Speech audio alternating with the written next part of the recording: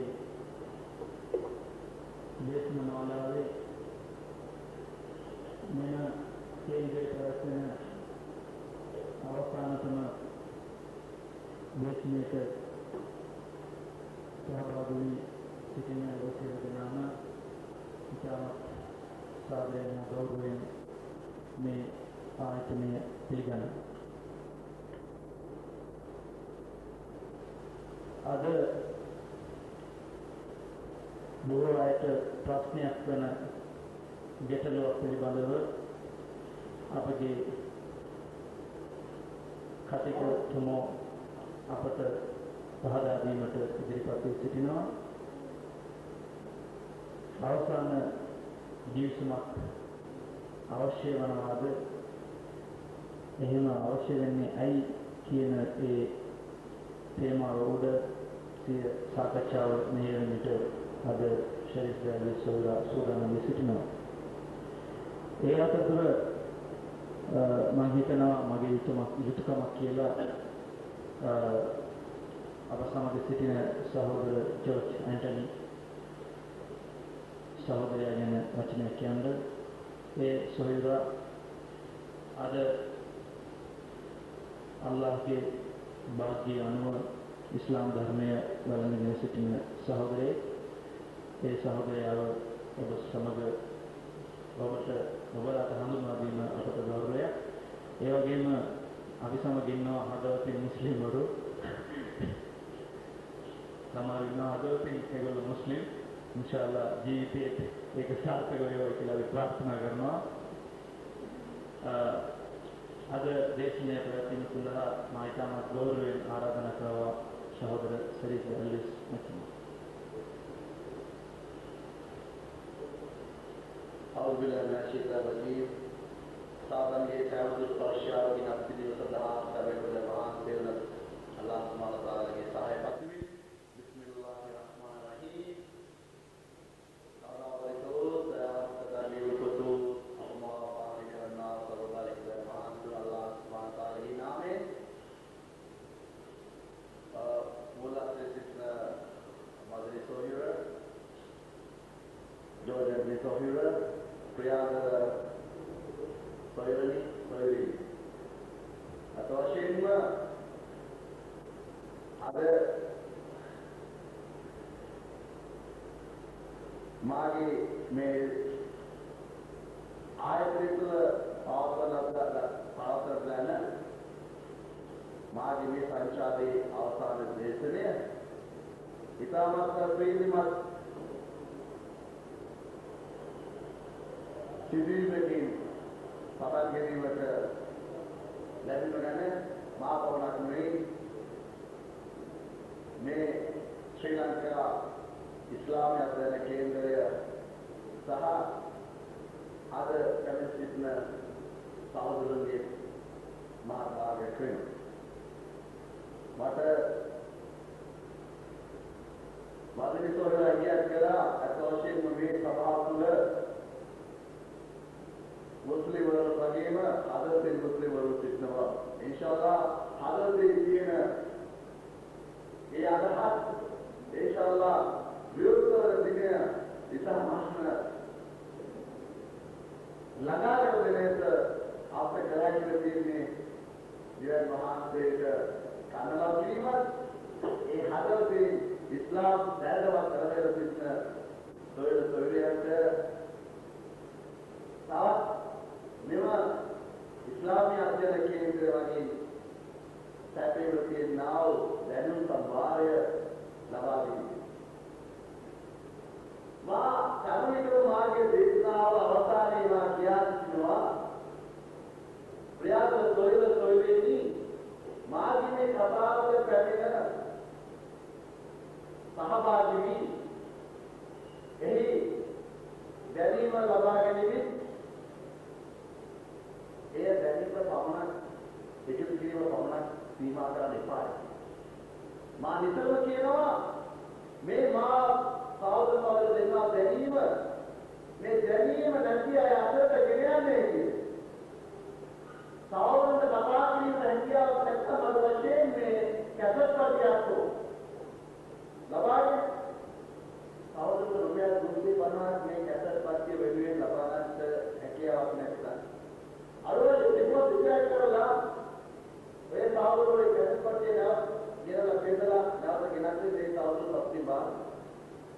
එසේ නැත්නම් මම හිතන්නේ ඔය සහෝදරට නොබලේ පවා ලබා දෙන්නට මේ ඉස්ලාමීය කේන්දරය මම හිතන්නේ ප්‍රකාශ කරේ. අපේ ඉලක්කය වෙන්නේ සත්‍ය කරා ජනයා දැනුවත් කිරීම. අද ඉන්නේ අපේ ආයත මල් පදවිය තියෙනවා සබරකවල වහන්සේගේ මඟ පෙන්වීම තුළ. ඔහු ජීවිත වශයෙන් නොව ලෝකයේ අද පවත්නා ක්‍රිස්තියානි ශ්‍රේෂ්ඨයන් අතර රෝමා කතෝලික සභාව තුළ පුරාවර්ත 10ක කාලයක් තුළ පැවිදි සොහොයුරෙක් වශයෙන් ඒ තවද ලෝකුත්තර ඉන්නක මේ පොතේ අල්පබැක් මුස්තගෙන ඉඳලා තියෙනවා. පුරාවර්ත 10ක් තුළ රෝමා කතෝලික සභාවේ කොළඹ පදවියේ නිමල මරිය නිකායේ වොමට හඳුනා දෙනවා නිපාත පදිය ගන්න ඉස්සර නිමල මරිය නිකායේ පැවිදි සොහොයුරෙක් වශයෙන් එතුමා අවස්ථාවක් ලැබලා තියෙනවා මා පෞද්ගලික වල පැමිණ අවස්ථාවේදී කළ දේශනා පත්‍යවල පති දෙකක් වීඩියෝ පති දෙකක් නැරඹීම තමයි. ඒ සාවදය කියනවා ඔහු තේරුම් ගත්තා තවත් බයිබලයේ දෙන වහන්සේගේ වචනය තුල පදනම් කරගෙන සමාජයේ විශ්වාසය සබා ගැනීම සුසු නැත. ජේසුමාගේ නියම ධර්මය වන ජේසුමා පොරන්නේ ලෝකේ පොරන අවසාන ලක්ෂ්මා වන මොහමදුමා දක්වා රැගෙන ඒ කාලවලදී අනාගතවත්තු රැගෙන පරිවිදය වන එකම පරිදි ලාභව තේරුම් අරගෙන අද අපරම දැරිලා තියෙනවා රත්නපුරයේ සිට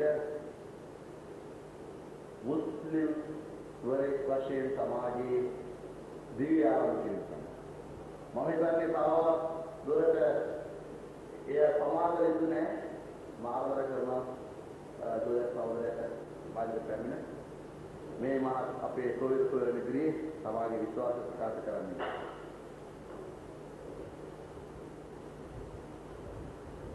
ජෝ සහෝදර හොඳයි ජීවන සහෝදරගෙන කර්ම කීපයක්.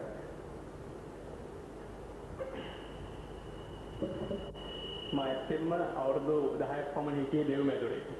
සහෝදරතුමෙක් හැටියට මා සේවය කළා. නමුත් සුද්ධ බයිබලයේ තුල තිබෙනා සත්‍යතාවය අපිට වටහාගෙන නැහැ ක්‍රිස්තු භක්තියේ හැටියට. ඒ යම් ප්‍රමාණයකට අප ගොනු කරගෙනයි අපි ඉන්නේ. අපේ සිමතුන් ඔබ ඒ මාර්ගයෙන් ඒ පිටත යම් දේවල් විවෘතව බලන්න ගියොත් මොකද සිද්ධ වෙන්නේ? ඒගොල්ලන්ව සමහරක් විට පූජක තුමන්ලාටින් දොස් කවරනවා. එහෙම නැත්නම් සභාවෙන් නිරපනවා. ඒ කියන්නේ විවෘතව බලන්න ඕන. දැන් සුද්ධෝ ඉස්ලාම් ධර්මයේ ගත්තොත් පරම ගිවිසුමේ ඉඳලා පැවතෙන දෙයක් තමයි. ආදම් මේ වගේ පටන්ම පැවතෙන දෙයක්. එය ආදම් මේව එතනින් ගියාම ආමොත් දෙස් ප්‍රසාදිවර සම්බන්ධයෙන් හැම දෙයක්ම ඉස්ලාම් ධර්මයේ සඳහන් වෙනවා. ජේසුතුමාගේ පවා සඳහන් වෙනවා. අපි ඉස්ලාම් ධර්මයවත් බෞද්ධ ධර්මයවත් අපි විරුද්ධව බලන්නේ අපි බලන්නේ අපි අදහන ධර්මය ගැන පමණයි අපි විරුද්ධව බලලා තියෙන්නේ. ඒක පිටස්තරව අපි හැම දෙයක්ම හොයන්නේ බලන්නේ නැහැ. හරියට විඳින්න ඉන්න මැඩියන් වගේ. ඉතින් අපි විරුද්ධව බලනකොට අපි ඥානයක් අපිට දෙවනහන්සේ දීලා තියෙනවා. මේ දේ හරිය, මේ දේ වැරදිය, මේ දේ දේව නීතියට එකඟය, මේ දේ දේව නීතියට පටහැනි කියලා තෝරා බේරා ගැනීමේ හැකියාව මනුෂ්‍යයාට දෙවියන් වහන්සේ ආදම් මැව්ව මොහොතේ පටන් අපිට ලබා දීලා තිබෙනවා. නමුත් අපි මේ ඥානය මෙහෙවන්නේ නැතුව නිකන් නිස්කාරණේ මෙතෙක් කල් අපි ජීවත් වෙලා තියෙනවා. දැන් බලන්න ක්‍රිස්තු ධර්මයේ ගත්තොත් নানা ප්‍රකාර නිකායවල සභාවල් තියෙනවා. දවසින් දවස වැඩි වර්ධනය වෙලා. බයිබල් තියෙනවා දැනට මම දන්නා පමණින් ලංකාවෙම 300 ගණන් පමණ. එක බයිබලයක් කරන් තව බයිබලයක් පෙරළුවාම විවිධාකාරයි. මිනිස්යාට අවශ්‍ය විදිහට ඒවා නිර්මාණය කරලා තියෙන්නේ. මිනිස්යා අතින් තමයි ඒවා නිර්මාණය කරලා තියෙන්නේ. පූජකතුමන්ලත් ඒවා නිත්‍යාකාරව වටහලා දෙන්නේ නැහැ. අද නිකන් ඒක ව්‍යාපාරයක් විදිහට ධර්මය ගෙන යනවා. අපි මොකද කරන්නේ ක්‍රිස්තු භක්තිය හැටියට ඊරිදා දිව්‍ය පූජාවට සහභාගී වෙනවා. දිව්‍ය සත්සාද වහන්සේ ලබනවා. කිසිම පිළිවෙතක් නැහැ.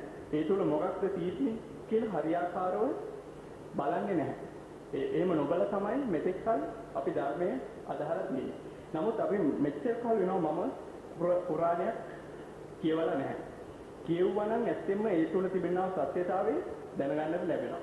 එහෙම දැනගෙන අපි ඒක විවෘතව යම්කිසි විදිහකින් අපි ඒ ගැන කතා කරොත් මොකද වෙන්නේ? පූජකතුමාලා පැවිදි සහෝදරතුමාලා ඒකට කැමති නැහැ.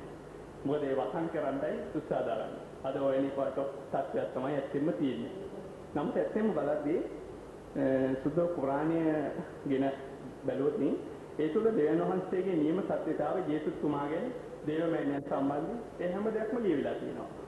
අපි මේ දෙක සතුන්දල බලන්න ඕන. බලලා ඥානීය මෙහෙවල තමයි ඒ විදිහට කටයුතු කරන්න ඕන. ඉතින් ඒ නිසා මම කල්පනා කරා ඇත්තෙම මෙතෙක් කල මා නොලබපු අත්දැකීමක් මා ලැබුවයි කියලා. ඉතින් ඒ අනුව මගේ විශ්වාසය අනුව මා ඉස්ලාම් ධර්මයට ඇතුල් වෙන්න මම කැමැත්ත ප්‍රකාශ කරලා මම අවංක හදින් මම ඒ බාරගත්තා. ඒ අපේ සොයලා ජෝර්ජ් ඇන්ටනි මුතුගොඩාරච්චි ඒ සොයලා අපි සම ප්‍රකාශ කරන්න යනවා අත්වශයෙන්ම මම ඒ කතෝලික ක්‍රිස්තුවේ සිට ඉස්ලාමයකට දුන්නු සාධිකේම නැගේ සහෝදරයන් දෙන්න බලාපොරොත්තු වෙනවා. සහෝදරය පිළිගන්නවද අප මහාපාලනය කරනා වූ සබයි පදන් වහන්සේ එක්කිනව ඒ සබයි පදන් වහන්සේ විසින් මිනිසයාගේ මඟ පෙන්වීම සඳහා ලෝකේ පටන් ගැනීම සිට ආදම්තුමා සිට අවසාන අනාගතතුමා මොහමද්තුමා දක්වා ජේසුතුමා මොහොතතුමා ඇතුළු ඒ ලෝකයට පැමිණියව සියලුම අනාගත වස්තුවේක්ම රැගෙන ආවේ ඉස්ලාමීය පරිදේ බව සහෝදර පිළිගන්නවා. ඒ ගැන සහතිකයක් දැරීම පමණයි සහෝදරන කරන්න තියෙන්නේ. සහෝදර සාක්ෂර ප්‍රථම සිංහල මම විශ්වාස කරනවා මාව පාලනය කරන්නා වූ සැබෑ එකම දරුවන් වහන්සේ එක්කෙනා බවත් ඒ එකම දරුවන් වහන්සේ විසින් ලෝකයාගේ මඟ පෙන්වීම සඳහා ආදම්තුමා සිටන් මොහමද්තුමා දක්වා ජේසුතුමා මෝසෙස්තුමා ඇතුළු සෑම අනාගත වක්තෘවරයෙක්ම රැගෙන ආවේ එකම පණිවිඩය වන ඉස්ලාම් බවයි. එය නැව සාක්ෂි දරන ආරයි භාෂාවේ අෂ්හදු අල්ලාහ් ඉලාහා ඉල්ලල්ලාහ් වා අෂ්හදු අන්න ඊසා අබ්දුහු වරසූලුහු වා අෂ්හදු අන්න මුහම්මදන් අබ්දුහු වරසූලුහු. අල්ලාහු අක්බර්. අපි පිළිගන්නා සහෝදරය අපේම ඉස්ලාමීය ක්ෂේත්‍රයේ වගේම සහෝදරෙක් වශයෙන් ඒ ජෝර්ජ් ඇන්ටනි මුතුගොඩාරච්චි සොහිරා අද අපේ ඉස්ලාමීය සහෝදරත්වයේ සමාජිකයෙක් බවට පත් වෙනවා. අපි ඒ සහෝදරයාව ශ්‍රී ලංකාවේ ඉස්ලාමීය අධ්‍යයන කේන්ද්‍රය විසිනුත් මගිනුත් ඒ වගේම මුළු මහත් ලෝයේ සිටිනා වූ ඒ පුරා මුස්ලිම් සහෝදර ජනතාව වෙනුවෙන් මා ඉතා ආදරයෙන් ඉස්ලාමයේ වෙත පිළිගන්නා ආදරේ සහෝදරනි. ඒ වගේම ලෝයේ හැම කෙනෙකුටම ඒ ජෝර්ජ් ඇන්ටනි මුතුගොඩාරච්චි සොහිරාට විවෘත වෙලා තිබුණු දොර සෑම සහෝදරයෙකුගේම ගැලීම වශයෙන් නිතරම ඉස්ලාම් විවෘත බව මම මේ අවස්ථාවේ ඉතාමත්ම ආරම්භයේ ඒ වගේම ප්‍රකාශ කර සිටිනවා. ආදරේ සොහිරි අද ශ්‍රී ලංකා අධ්‍යයන කේන්ද්‍රය මගේ මගේ සංචාරයේදී ශ්‍රී ලංකා අධ්‍යයන කේන්ද්‍රය තුල පවත්වන අවසාන දේශනය වන අවසාන කිවිසුමක් අවශ්‍ය වන්නේ ඇයි? අවසාන කිවිසුමක් අවශ්‍ය වන්නේ ඇයි? ආදරණීය සොයුරනි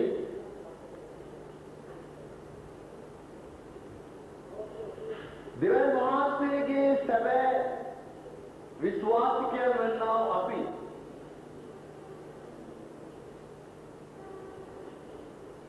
ඒ වගේම ජේසුමාගේ නියම අනුගාමිකයන් වෙන්නා සැබෑ කිතුණුවන් වෙන්නා මුස්ලිම් ජනතාවට අපේ විශ්වාසය සම්පූර්ණ කර ගැනීම සඳහා අපට වෙනවා දෙවියන් වහන්සේගේ ඒකීය භාවය විශ්වාස කිරීම සඳහා ඒ වගේම දෙවියන් වහන්සේ කවදාකවත් අපේ සිහිනවල වෙලා කියන්නේ මානවයේ දෙවියන් වහන්සේ මාව විශ්වාස කරන්න කියලා එක එක්කෙනාගේ සිහිනවලට ඇවිල්ලා කියන්නේ මේ මම දෙවියන් වහන්සේ මාව විශ්වාස කරන්නේ. ඒ වගේම එක එක්කෙනාට දෙවියන් වහන්සේ ටෙලිග්‍රෑම් යවන්නේ නැහැ ඒගොල්ලෝ. එතන අපි දෙවියන් වහන්සේගෙන් ටෙලිග්‍රෑම් ලබාගත්තේ දෙවියන් වහන්සේගේ මම පෙන්නීම දෙවියන් වහන්සේ කියන්නේ දෙවියන් වහන්සේ විසින් අර ජෝර්ජ් එන්ටනි මුතුරාරච්චි සහෝදරයාගේ සහතික වුණ පැමිණි ලෝකේ පටන් ගැනීම නිසා අතවුවා ලෝකයාගේ දෙවලන්දා වූ අනාගත වස්තු නිසා තමයි අපි දැනගත්තේ දෙවියන් වහන්සේ කොහොම කෙනෙක්ද ඒ දෙවියන් වහන්සේ අපේ බලාපොරොත්තු වෙනා වූ දේ. නමුත් අද අපාතර මේ කිසිම දිවස් ප්‍රසාදවරයෙකු අනාගත වස්තුවරයෙකු අද පවතින්නේ නැහැ අද සහෝදර අපාතර. ඇයි මොහොමද් තුමා අවසාන අනාගත වස්තුතුමා වූ නිසා දැනට අවුරුදු 1413ක් තුළ මෙතෙක් කිසිම අනාගත වස්තුවරයෙක් නොපැමිණියේ ඒම පණිවිඩය ලෝකාන්තිමේ තෙක් සුරක්ෂිතව තිබෙන තත්ත්වය නිසා. නමුත් අද අපි කෙසේද මේ ඒ අනාගත වස්තුතුමාලා කියන පණිවිඩය අපි දැනගන්න. එනිසා තමයි අපට විශ්වාස කරන්න තවන්නේ සැබෑ දෙවියන් වහන්සේගේ ඒකේ විශ්වාස කරන අයමෙන් දෙවියන් වහන්සේ විසින් වරින් වර ලෝකයාට දෙන ලද්දා සියලුම සුභාරංචි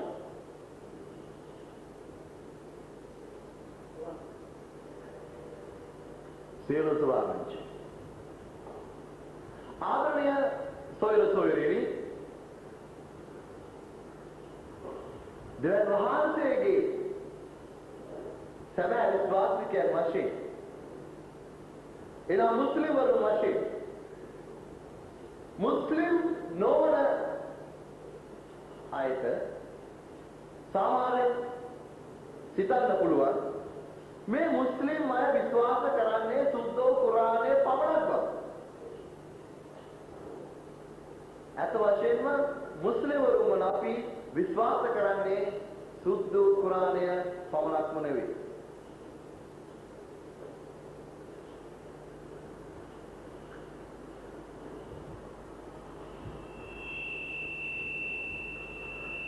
මේ මා දක්ම වශයෙන් සාදරව ඉදිරිපත් කරන්නා මේ සුද්ධ කුරානය ලෝකයා වෙත දෙවියන් වහන්සේ විසින් දුන්නා වූ එකම එක සුභාරංචිය නොවේ ආදරණීය සහෝදරයෝ. මේ දෙවියන් වහන්සේ විසින් ලෝකයාට දෙන ලද අවසාන සුභාරංචියයි එනම් හතරවෙනි සුභාරංචිය. එසේනම් සුද්ධ කුරානය හතරවෙනි සුභාරංචිය වන්නේ නම් සුද්ධ කුරානයට පෙර පැමිණි සුභාරංචි තුන අපිට විශ්වාස කිරීමට සිදු වෙනවා ආදරණීය සහෝදරයෝ.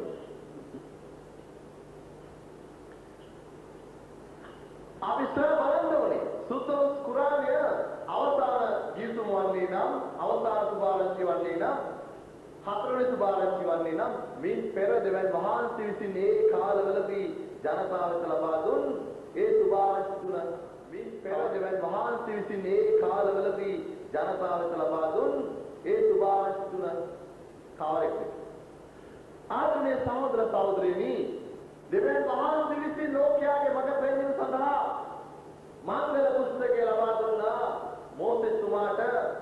ඒ මෝසෙස්තුමා කතා කළ භාෂාව වන හේබ්‍රු භාෂාවෙන් අපේ අරබික් භාෂාවෙන් අපි කියනවා තවරාත්, ඒ වගේම සිංහලෙන් අපි කියනවා ව්‍යවස්ථා.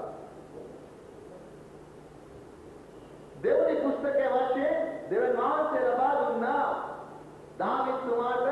ඒ දාවිත්තුමා භාවිතා කළ භාෂාව වන හීබ්‍රු භාෂාවෙන් අපි කියනවා ඒ පුස්තකයේ මේ සුභාරංචියට අරයි භාෂාවෙන් zabur, සිංහලෙන් ගීතාවලිය. තුන්වෙනි සුභාරංචිය වශයෙන් දෙවියන් වහන්සේ විසින් ජේසුතුමා වෙත ජේසුතුමා භාවිතා කළ භාෂාව වන අරමයි භාෂාවෙන් ලබා දුන්නා.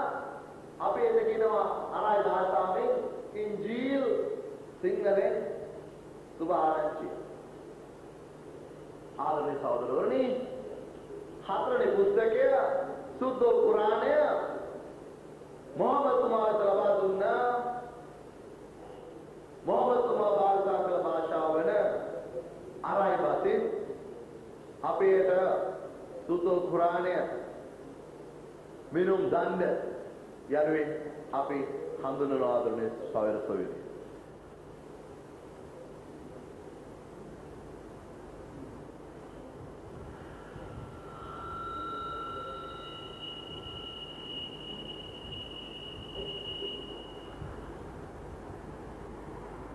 ආදරණීය සොයර සොයරිය, මා මීට පෙර පැවති සාකච්ඡා හමුවලදී විශේෂයෙන්ම එය පටිගත වී තිබෙනවා. මා පෙන්වා දී තිබෙනවා මේ කිතුණුවන් විසින් පරණ කිවිසුම සහ නව කිවිසුම දෙවියන් වහන්සේගේ වචනය වශයෙන් පිළිගන්නා නිසා, ඒ වගේම මේ ඒ පරණ කිවිසුම හා නව කිවිසුම අඩංගු බයිබල් විවිධාකාර බයිබල් වල පැවැත්ම නිසා ඒ වගේ අදහස් කරන්නේ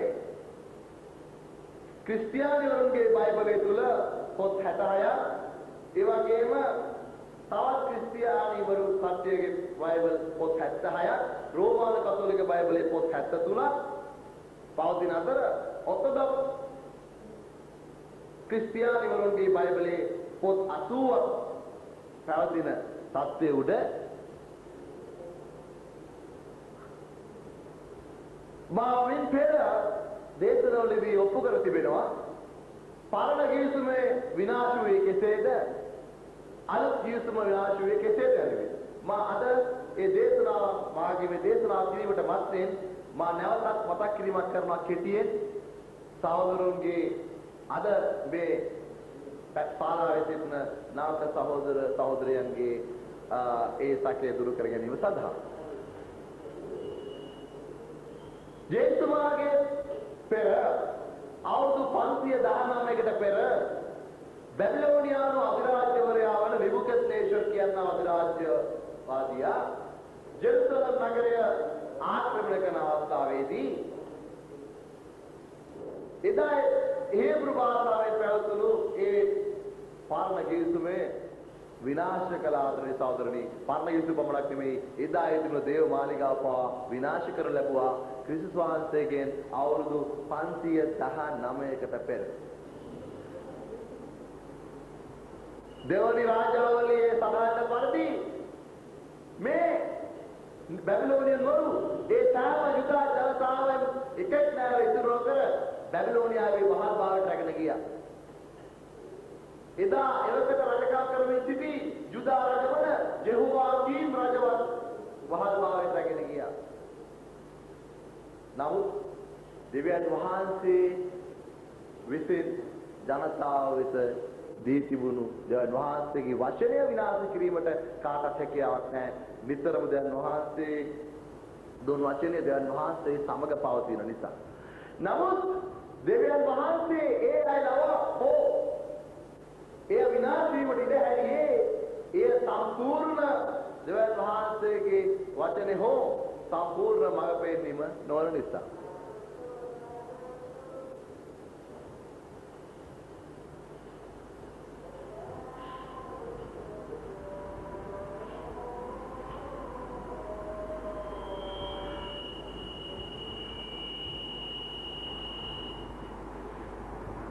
ප්‍රියද සොයුරිනි මුස්ලිම් වරෙක් වශයෙන් සැබෑ විශ්වාසික වශයෙන් දවසට 5 වතාවක් අපි දැන් වහන්සේට වන්දනා කිරීම නිරත වෙන්න ඕනේ. ඒ වේලාවන් નિયમિત වේලාවවලදී පල්ලියෙන් දැනුදීමක් කරනවා. අර පල්ලිවල සීනු ගහනවා. යුදා පල්ලිවල හොරණෑ පිමිනවා.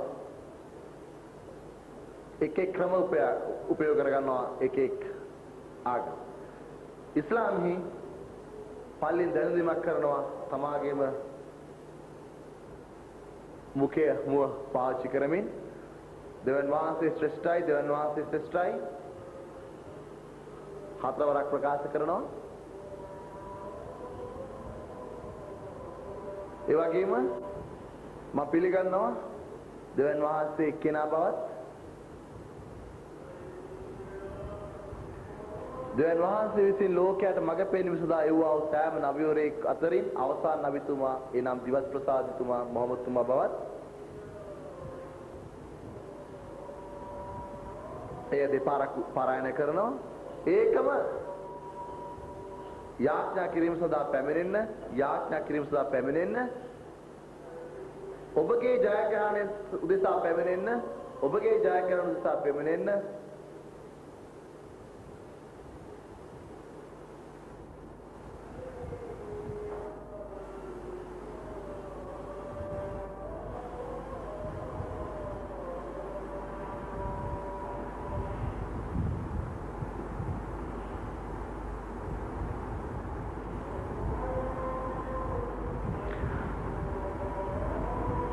නුඹ ආවත් නැතත් තවමත් දෙවියන් වහන්සේ ශ්‍රේෂ්ඨයි.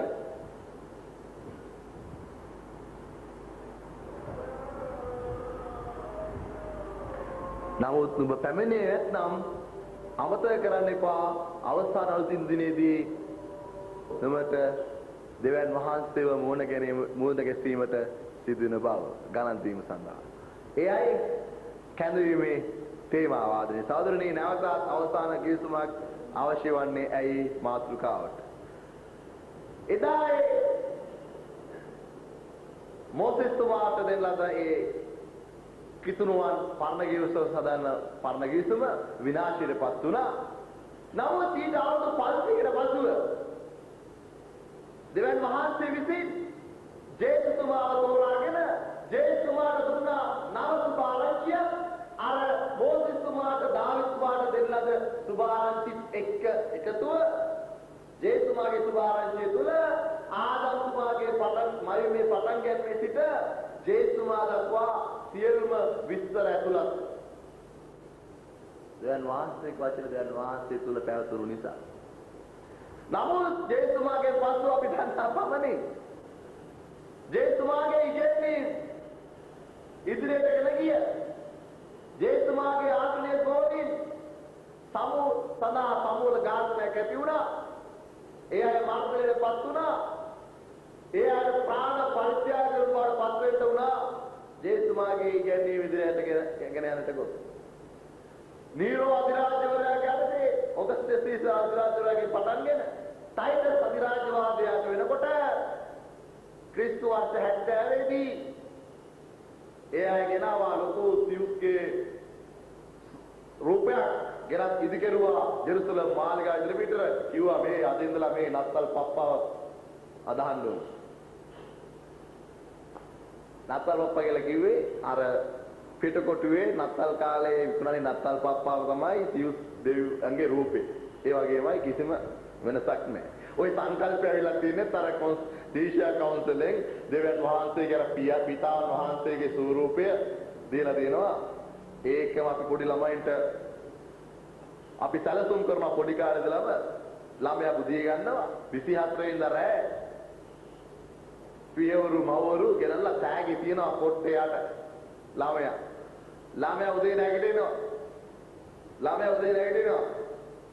කවුද මේ සෙල්ලම් බඩ ගෙනත් තියෙන්නේ නත්තල් පප්පා පුතේ නත්තල් පප්පා දැන් මේ ළමයාට පොඩි කාලේ ඉඳලා දෙනවා සිතන්න දෙවියන් වහන්සේගේ ස්වරූපය අපිට සෑම දෙයක්ම දෙන්නේ කවුද දෙවියන් වහන්සේ දැන් ළමයා හිතා ගන්නවා නත්තල් පප්පා තමයි මට ගෙනත් දුන්නේ. නත්තල් අප්පා නෙමෙයි අතල ගෙනත් දෙන්නේ යාගේම පප්පා. නමුත් ඒ පප්පට නෙමෙයි ක්‍රෙඩිට් එක යන්නේ නත්තල් පප්පට.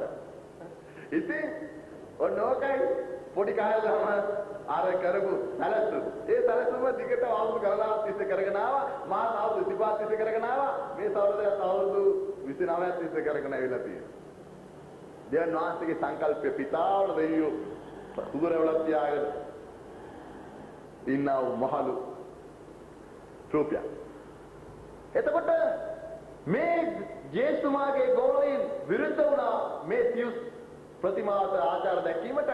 කිව්වා නෑ අපි සබයි වල වහන්සේ පමණයි වන්දනා කරන්නේ. අපේ ගුරුවරුන් වන ජේසුමා, දාවිදුමා, මෝසෙස්තුමා ඇතුළු සෑම කෙනෙක්ම අපට ගෙනාවේ මේක පරිවර්තයයි. ආදරණීය සහෝදරවරුනි, අර නෙබුකද්නේසර් රජුරෝ මීට අවුරුදු 500කට ඉස්සෙල්ලා කළා වගේ මේ රෝම අධිරාජ්‍යවාදීන් ඉතහමත්ව කරුණාවන්ත වුණේ මේ අය රෝමෙට වහල් වශයෙන් කයන.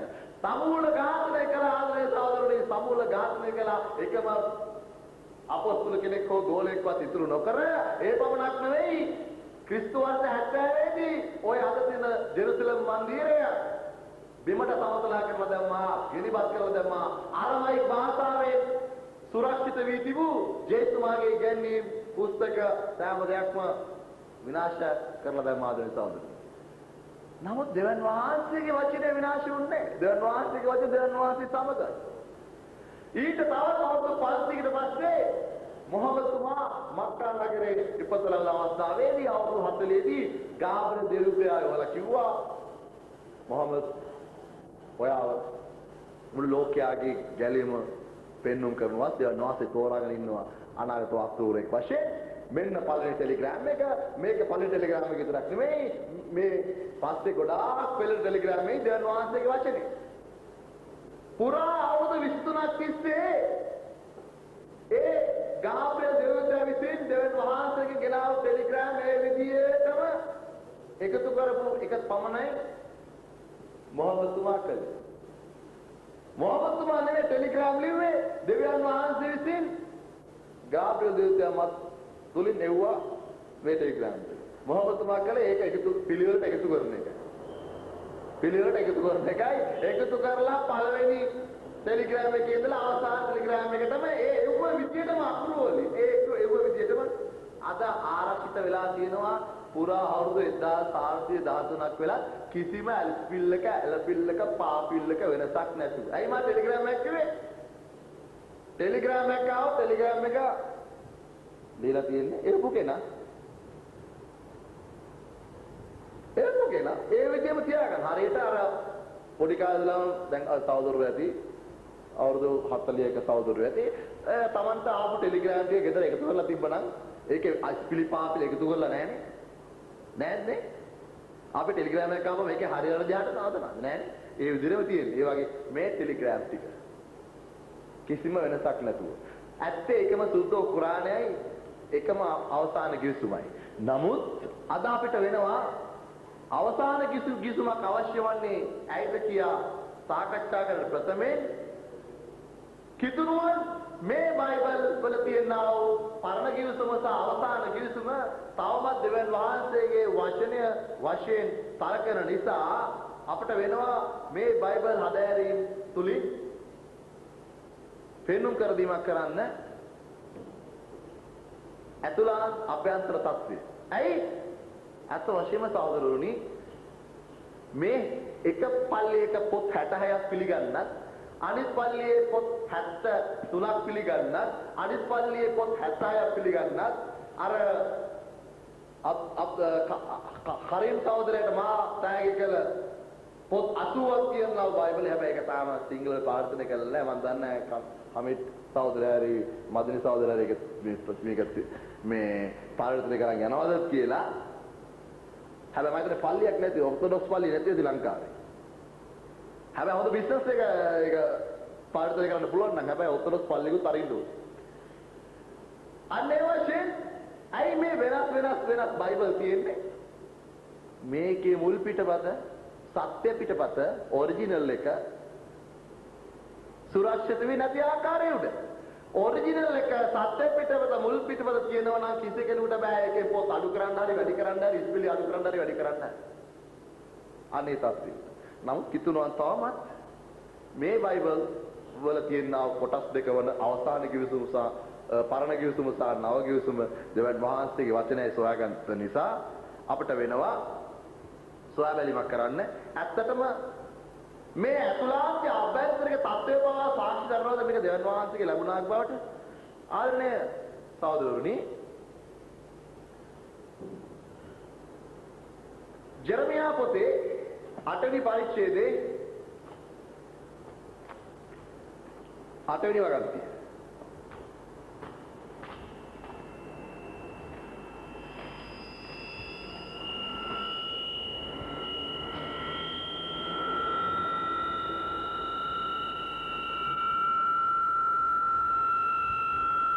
ජෙරමියා දිවස් ප්‍රසාදවරයා කියනවා අපි ප්‍රඥාවන්තයෝය සමිඳුරන් වහන්සේගේ ව්‍යවස්ථාව අපේට ඇත්තේ යයි නුඹලා කියන්නේ කොහොමද? බලන්න වංක විනයදරයන් ව්‍යවස්ථාව බොරු කර ඇත. නුඹලාගේ ප්‍රඥාවන්තයෝ ලැජ්ජාවට පැමිණ අසවි කැළඹී සිටිති. ඔහු මාගේ වචන එපා කළෝය. ඔවුන් තුළ ඇති ප්‍රඥාව කුමක්ද? එයා පිළිගන්නවා ජෙරමියා දිවස් ප්‍රසාදවරයාට එනකොට දෙවියන් වහන්සේගේ වචනයට විනයදරයන් විසින් ඒ කාලේ සිට පූජකයෝ විසින් විකෘති කිරීමක් කර තිබෙන ආකාරය. තවදුරටත් යමින් ජෙරමියා දිවස් ප්‍රසාදවරයාගේ පොතේම 36 වෙනි පරිච්ඡේදයේ 6 වෙනි වගන්තියේ සිට එබැවින් ඔබ ඇතුළු වී ඔබ මාගේ මුඛයෙන් අසා ලියා තිබෙන පොතෙන් සමිඳුරන් වහන්සේගේ වචන උපවාස දවසේදී සෙනග අසන පිණිස සමිඳුරන් වහන්සේගේ මාලිගාවේදී කියවන්න. තම තමන්ගේ නගරවලින් එන සියලු ජුදා මිනිසුන්ට ඇසෙන පිණිස ඒවා ඔවුන්ට කියවන්න. දැන් වහන්සේ ආඥාවක් දෙනවා. මොකද ආඥාව? සමිඳුරන් වහන්සේගේ වචන සමිඳුරන්ගේ මුඛයෙන් අසා ලියා තිබෙන පොතෙන් ඒ එදා උත්සව දවසේදී මුළු ජුදා ජනතාවට ඇසෙනසේ කියවන්න. දැන් ජෙහුදී පොතෙන් ජෙහුදී කියන පුද්ගලයා ජෙහුදී පොතෙන් තීරු 3-4ක් කියවූ කල රජතෙමේ ලියන්නාගේ පිහියෙන් ඒක කපා භාජනයේ තිබුණු ගින්නට දැමුවේය. එවිට භාජනයේ තිබුණු ගින්නෙන් මුළු පොත දැවී ගියේය. වෙන්න බයිබලයේ අභ්‍යන්තරික කරුණු ඉතිහාසයේ සිදුවා දක්වන කෙසේද මුල් කාලයේ දෙවියන් වහන්සේ විසින් දෙවියන් වහන්සේ මුඛයෙන් දුන්නා වූ පොත්වලට ගිය කල දසාවාදරණේ සොයුරුනි. එබැවින් ස්වාමීන් වන මම ජුදායි රජු වන ජෙහෝවාකීම් වන නුඹට මෙසේ කියමි. දැන් දෙවියන් වහන්සේට දැන් කේන්ති කියලා ඉන්නේ මේ රජු කැප්පුවා පොත කපලා විතරක් නෙමෙයි පිහියෙන් ගින්නට දැම්මා. මෙසේ කියමි. දාවිද්ගේ සිංහාසනයේ ඉඳ ගැනීමට කිසිම කෙනෙක් නුඹේ මතු පරම්පරාවෙන් නොපෙමිණෙන්නේය. නුඹේ මල කඳ දවාලේ ග්‍රීෂ්මයටත් රාත්‍රියේ සීතලයටත් පිටත හෙලා දමන්නේය. දවනස කියනවා ඔබ මගේ පොත කපලා ගින්නට දාපු නිසා මම නුඹගේ පස්සේ නුඹට දරුවෙක් දෙන්නේ නැහැ නුඹගේ සිංහාසනයේ ඉඳ ගන්න. එපමණක් නෙවෙයි නුඹගේ මල කඳ මම සීතලේ අයිස් වෙන්නයි රත්නේ කරවල වෙන්නයි කියලා තියෙනවා. දැන් එපමණක් නොවේ දැන් අපි සොයා බලන්න ඕනේ දෙවියන් වහන්සේ එහෙම කියපු විදිහටම කළාද? දෙවියන් වහන්සේ එහෙම කියපු විදිහටම කළාද? දෙවනි රාජාවලියේ 24 වෙනි පරිච්ඡේදයේ 24 වෙනි පරිච්ඡේදයේ 6 වෙනි වගන්තිය. ජෙහෝවාකීම් මිය ගියේය. හැබැයි මිනි අයිසෙන්ද සීතලේ දැම්මද කරවල වෙන්න වේලෙන් දැම්මද කියලා මම දන්නේ නැහැ. මේක සදාන් කිරීමක් කරන්න නැති නිසා. ඔහුගේ පුත් ජෙහෝවාකීම් ඔහු වෙනුවට රජ විය. දෙවියන් වහන්සේගේ පොත කපලා ගින්නට දාපු විශ්වාසය කරලා දෙවියන් වහන්සේ කිව්වා මගේ පොත කපලා ගින්නට දාපු නිසා ඔහෙට මම ඔහෙගේ සිංහාසනය ඉඳ ගන්න පුතෙක් දෙන්නේ නැහැ කියලා. නමුත් දැන් ජෙහෝවාකී මිය ගියේ. ඔහුගේ පුත් ජෙහෝවාකීන් ඔහු වෙනුවට රජ විය. දෙවියන් වහන්සේලා අමතකයි දෙවියන් වහන්සේ අර ජෙහෝවාකීම් රජුරඩු කරපු විනිශ්චය. ආදරණීය සොයුරනි එපමණක් නෙවෙයි මේ ජෙරමියා කියන පොතේම 36 වෙනි පරිච්ඡේදයේ 32 වෙනි වගන්තිය අනුව මා මෙසේ ක්‍රියා කරන්නේ 36 වෙනි පරිච්ඡේදයේ 32 වෙනි වගන්තිය අනුව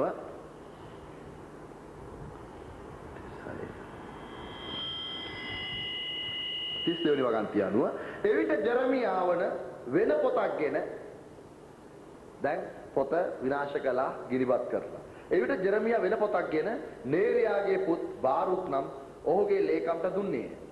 ඔහුද ජුදාහි රජු ජෙහෝවාකීම් ගින්නෙන් දවා දැමූ පොතේ සියලු වචන ජෙරමියාගේ මුවින් අසාගෙන හෙළිවේය. ඒ පොතට තවත් බොහෝ වචන එකතු කරලා තිබේ. දැන් ඒ පොතට තවත් බොහෝ වචන එකතු කරගෙන. ඔන්න පරණ ගිවිසුමේ සිටන් ඉතිහාසික කරුණු බයිබලයේ තියෙන අභ්‍යන්තර කරුණු තුලින් අපි උපුටා දක්වනවා. කෙසේද දෙවියන් වහන්සේගේ වචනට මනුෂ්‍යයාගේ වචන එකතු වුනේ? ඒ වගේම දෙවියන් වහන්සේගේ වචනය ආශ්‍රිත පොත්පත් විනාශ වුණු ආකාරය ආදරණීය සහෝදරනි. මා කිව්වාක්මෙන් මා මේ සම්බන්ධව කරුණු මීට ප්‍රථමයෙන් සහෝදරන්ට ඉදිරිපත් කළ නිසා අද අලුත් කරුණු මම ගෙනත් තිබෙන්නේ. සහෝදරන්ට දෙවියන් වහන්සේගේ වචනේ වන්නේ සුද්ධෝ කුරානයේද බයිබලය යන පටිය වීඩියෝ පටිය ලබා ගත්තා නම් පුරා පැය 3ක් තිස්සේ මා ඒ දෙක සංසන්දනාත්මක කරන අවස්ථාවේදී මම මීට වඩා සහෝදරන්ට කරුණු ඉදිරිපත් කර ඇති. නමුත් අද මගේ තේමාව සුද්ධෝ කුරානය. එනම් අවසාන ගිවිසුමක් අවශ්‍ය වන්නේ ඇයි යන මාතෘකාවයි මමද තෝරාගෙන තියෙන්නේ. අලුත් ගිවිසුම විනාශ වූ අයුරු නම් මා කීවාක්මෙන් ඒ ටයිටස් අධිරාජ්‍යවාදයේ කාලේ විනාශ වී ගියා. නමුත් අද පවතින මේ නව ගිවිසුම තවමත් කිතුරුවන් විශ්වාස කරනවා දෙවියන් වහන්සේගේ වචනේ වශයෙන්. එම නිසා මා ගෙනහැර දැක්වීමක් කරනවා පළවෙනි කොරින්ති 7 වෙනි පරිච්ඡේදයේ 25 වෙනි වගන්තිය.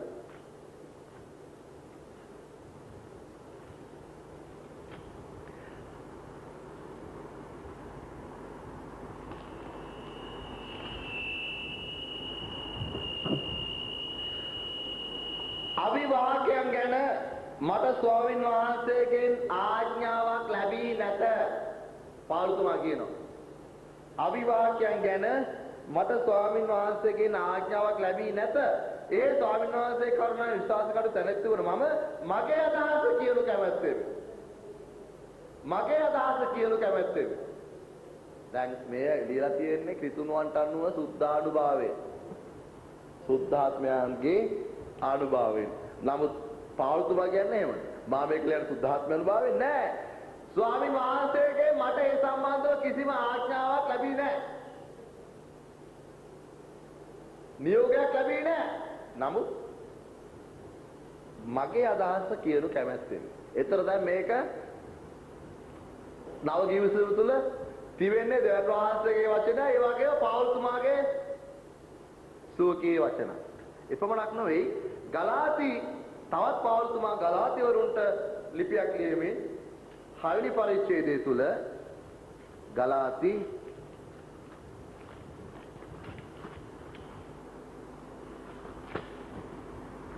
ගලාති 6 වෙනි පරිච්ඡේදයේ 11 වෙනි වගන්තිය. කොපමණ ලොකු අකුරු වලින් මාගේ මතින් ඔබට ලියා ඇත කියා බලන්න. පාවුතුමා එහෙම ලියලා තමාගේ වචන උදා මලනවා බලන්න. මාගේ මතින් ලොකු අකුරෙන් නෝලාට ලියලා තියෙන එන ලිපිය. එපමණක් තමයි රෝමවරුන්ට ලියන ලිපියේ 3 වෙනි පරිච්ඡේදයේ 1 සිට 7 දක්වා. රෝමවරුන්ට ලියලාද පාවුතුමා අහනවා අපෙන් ඉතින් මාගේ අසත්‍යය නිසා දෙවියන් වහන්සේගේ සත්‍ය වඩාත් කැපී පෙනී ඒ උන්වහන්සේගේ ගෞරවයට ඉවහල් වේ නම් මා පෞකාරයෙකු වේයයි තීන්දුව කරන්නේ මන්ද? පාළුතුමානෝ මම මේ මගේ වචන වුණාට මේ බොරු වුණාට මා මේ කියන්නව බොරු නිසා මා මේ ඉදිරිපත් කරන්නව මිත්‍යා අදහස් නිසා දෙවියන් වහන්සේගේ සත්‍ය කැපී පෙනීමට ඉවහල් වේ නම් ඇයි ඔයලා තවමත් මා පෞකාරයෙක් වශයෙන් හඳුන්වන්නේ?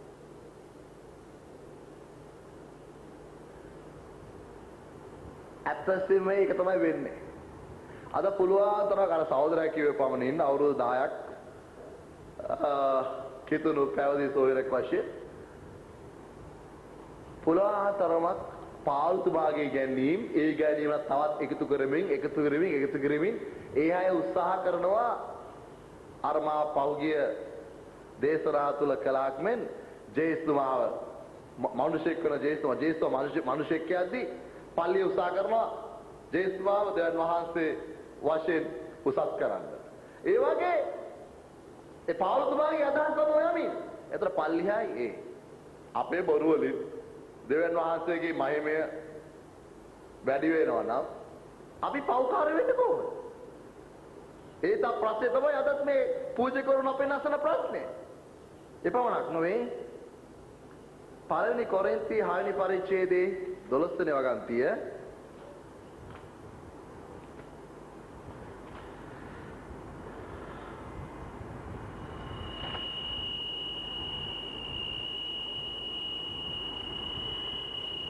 පළවෙනි කොරින්ති 6 වෙනි පරිච්ඡේදයේ 12 වෙනි වගන්තිය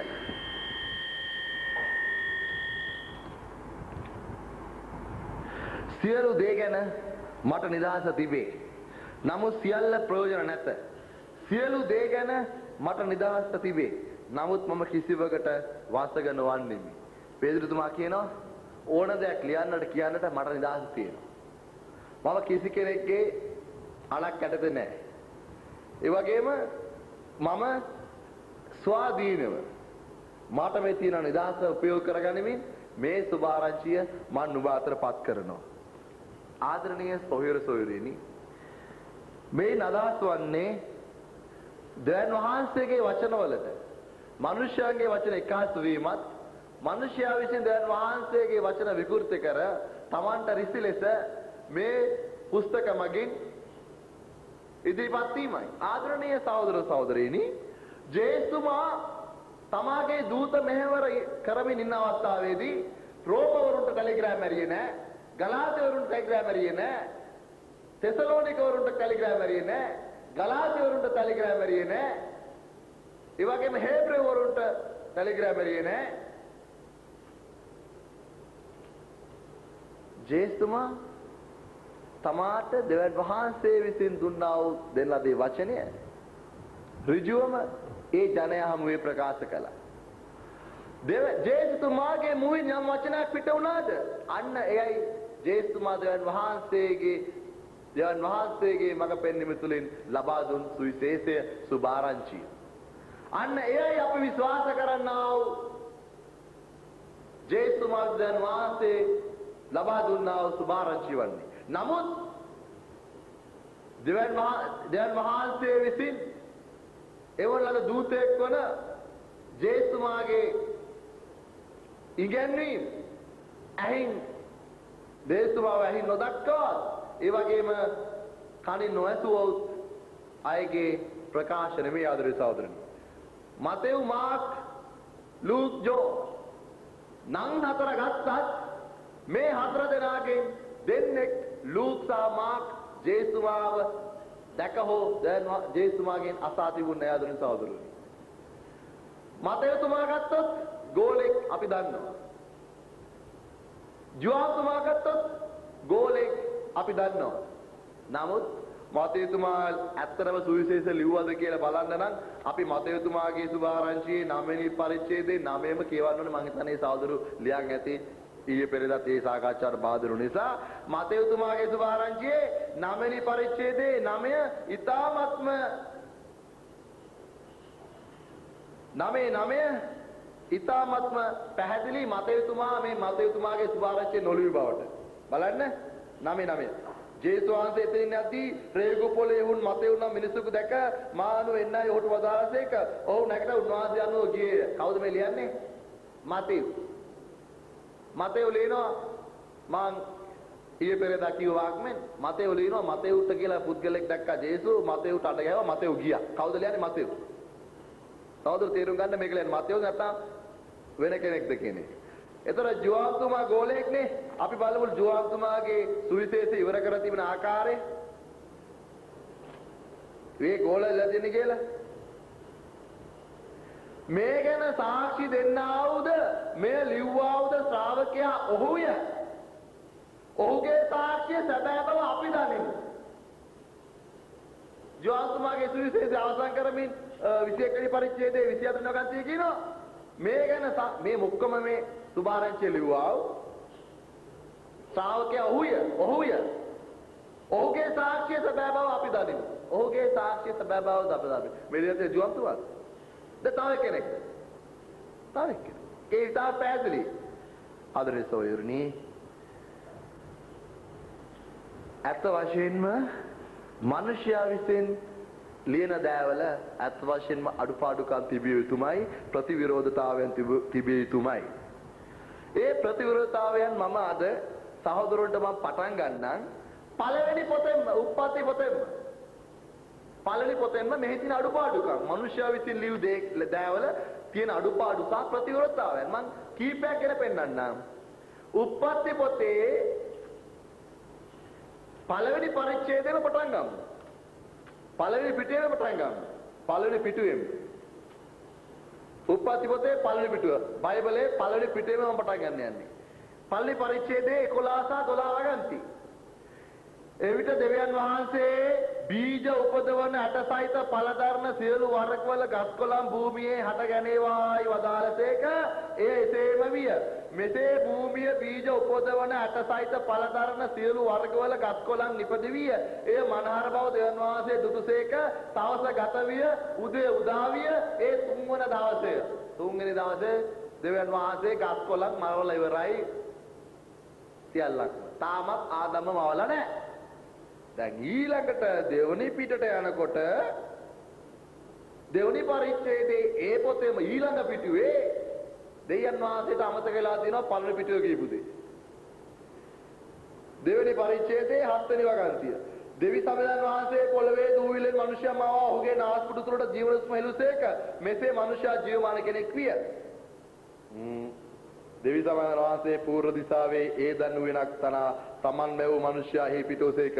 තවද උන්වහන්සේ දගුම්කලු ප්‍රණීත පළ දෙන සියලු ගස්ද උන්නත ජීවන උක්සිත හොඳ නරක අවබෝධ කිරීමේ ගස්ද භූමියෙන් හැට ගන්නට සැලසූසේක.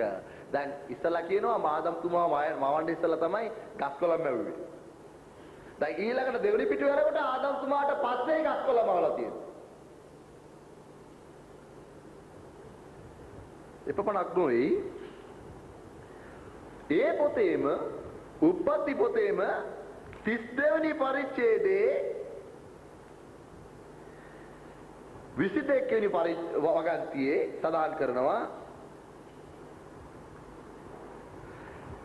ඒ රාත්‍රියේ හු නැගිට තමාගේ භාර්යාවන් දෙදෙන සේවිකාවන් දෙදෙන පුතුන් 11 දෙනෙක් රැගෙන ජබ්බොක් නම් තොටුපළෙන් එගොඩ විය. ඒ වගේම මිම්මත් ඔබ ජාකොබ් නොවනු ඇත.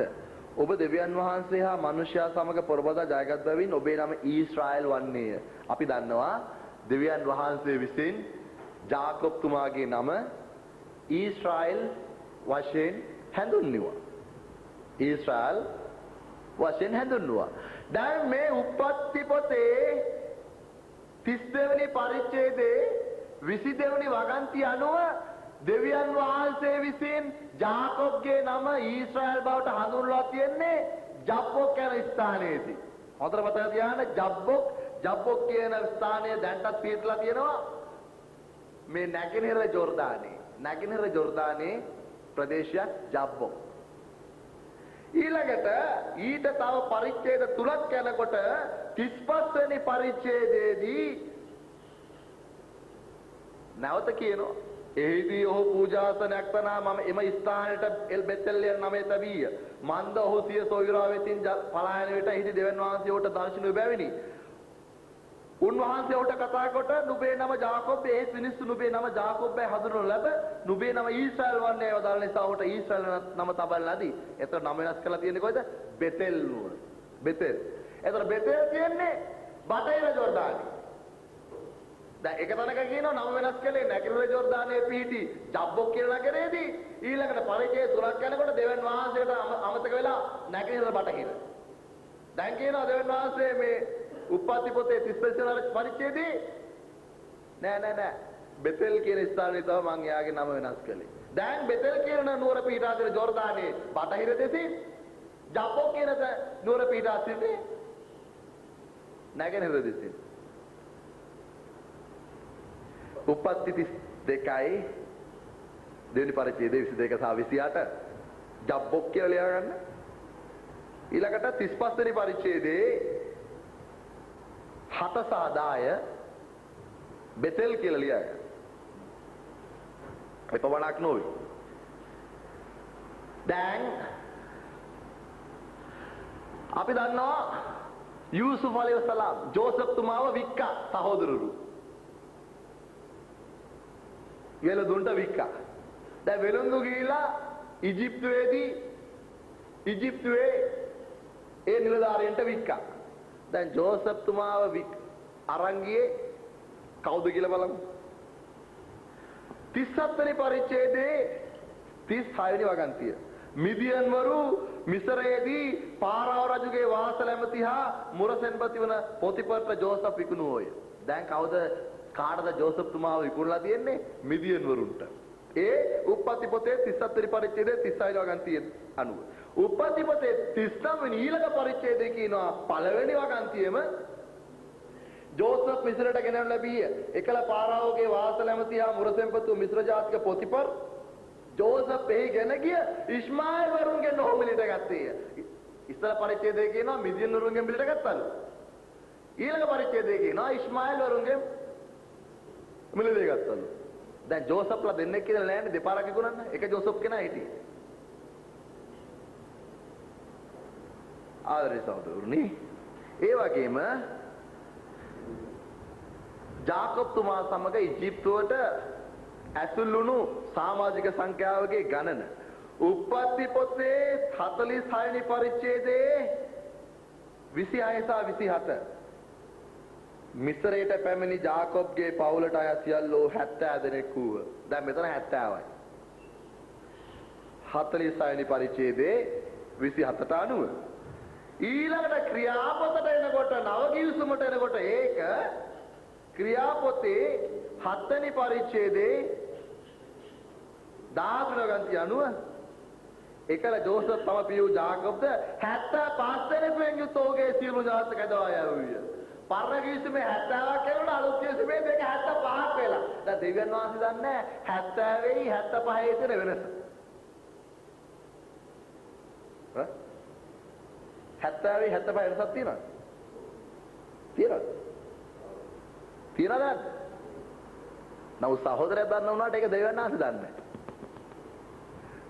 පරණ කිවිසුමේ 70 අලුත් කිවිසුමේ 75 වෙලා. ඊළඟට දැන් ජාකොබ් තුමාව කොහෙද වැල්ලුවේ? ජාකොබ් තුමාව කොහෙද වැල්ලුවේ? උප්පත්ති පොතේ පළවෙනි පොත තමයි අපි තාම කතා කරන්නේ. පළවෙනි පොත විතරයි. 50 වෙනි පරිච්ඡේදයේ උප්පත්ති පොතේ 50 වෙනි පරිච්ඡේදයේ 13 වෙනි වගන්තිය.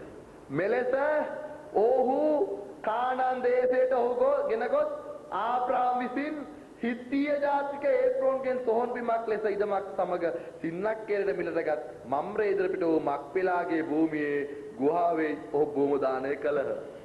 දැන් මක්පෙලා කියන ස්ථානයේදී ආබ්‍රහම් තුමා විසින් හිත්තියවරයෙක් වන ඒත්‍රෝන්ගෙන් තමයි මේ ඉඩම අරන් තියෙන්නේ. ඉඩම අරන් තියෙන්නේ හිත්තිය ජාතිකයෙක් වන ඒත්‍රෝන්ගෙන් ආබ්‍රහම් තුමා මේ භූමිය මිලදීලා අරන් තියෙන්නේ. ඒ භූමිය තිබුණේ කොහෙද? මක්පෙලා කියන ස්ථානයේ. දැන් ඊළඟට ක්‍රියාපොතේ 7 වෙනි පරිච්ඡේදයේ 16 වෙනි වගන්තිය නවගිවිසුමට එනකොට අනේ ඔහු ෂෙකෙම් නුවරට ගෙන යන ලදුව ෂෙකෙම්හි හෝමෝගේ පුත්‍රයන්ගෙන් ආබ්‍රහම් රිදී මිල ගන්නගත් සොහොන් ගේ තුල තැන්පත් කළ ලැබීය. දැන් පරණ කිවිසුමේ කියනවා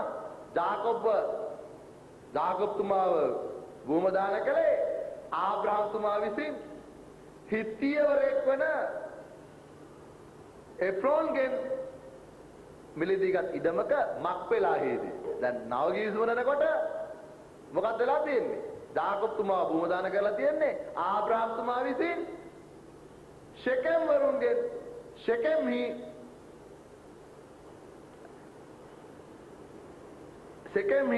එම්මෝර් වරුන්ගෙන් ගත්තා වූ ඉඩමක ආදරේ සහෝදරනි. දැන් බලන්න වෙනවා ආබ්‍රහම් තුමා ළඟ තිබුණු ඔප්පුව අරගෙන මේ ඉඩම කාගෙන්ද අරගෙන තියෙන්නේ? මේ ඉඩම අරන් තියෙන්නේ හිත්තියවරයෙක් වන එෆ්‍රෝන්ගෙන්ද නැත්නම් ෂෙකෙම්හි අම්මෝර්ගෙන්ද කියලා. වෙන කරන්න දෙයක් නැහැ.